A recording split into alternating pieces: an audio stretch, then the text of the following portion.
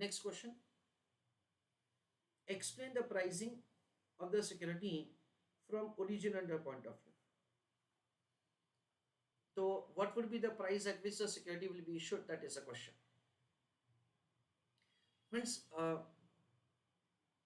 of course, we are going to read the content, but मेरे हिसाब से बहुत ही सिंपल है ये, बहुत ही सिंपल है. That say, what is the price that say you are ready to pay equals to the present value of the future cash flow. ये simple है. यानी हम लोग ऐसा समझ सकते हैं कि फर्स्ट ईयर में जो पैसा मिलने वाला है उसको आप डिस्काउंट करो, सेकेंड ईयर में जो पैसा मिलने वाला है उसको आप डिस्काउंट करो, जो भी आपका फ्यूचर का कैश फ्लो से उसका प्रेडिक्शन करो, आप अप्रोप्रिएट डिस्काउंटिंग फैक्टर डिसाइड करो, and that is the way the price of the security can be determined. That's very simple. तो जो प्राइसिंग है, pricing is always like the present value of the future cash flow. The pricing of the securitized instrument is an important aspect of the securitization. While pricing the instrument, it is important that it should be acceptable to both originator as well as investor. So basically क्या है कि originator को price ऐसा ही रखना चाहिए, रखना ही पड़ेगा rather, which is matching with the yield which investors have otherwise.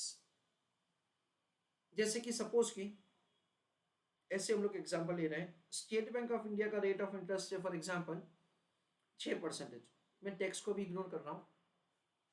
Reliance company बहुत ही अच्छा कंपनी है, वो अपने डिबेंचर्स इश्यू करेंगे, रिलायंस कंपनी का बहुत बड़ा नाम है, और सपोज वो लोग सिर्फ 4% ऑफर करेंगे, तो चलेगा? बिल्कुल नहीं चलेगा.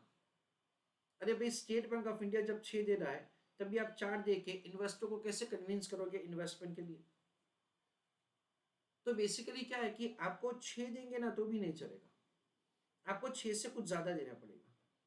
लेट अस से 7 देना पड़ेगा, 8 देना पड़ेगा, कुछ ऐसा करना पड़ेगा. यानी हम लोग ऐसा समझ सकते हैं डेट्स द जो भी प्राइस होगा ना सिक्योरिटी का, वो सिक्योरिटी का प्राइस ऐसा रखना पड़ेगा कि जिसकी वजह से investor is getting the return as a desire. On the same basis, pricing of the securities can be divided into two categories.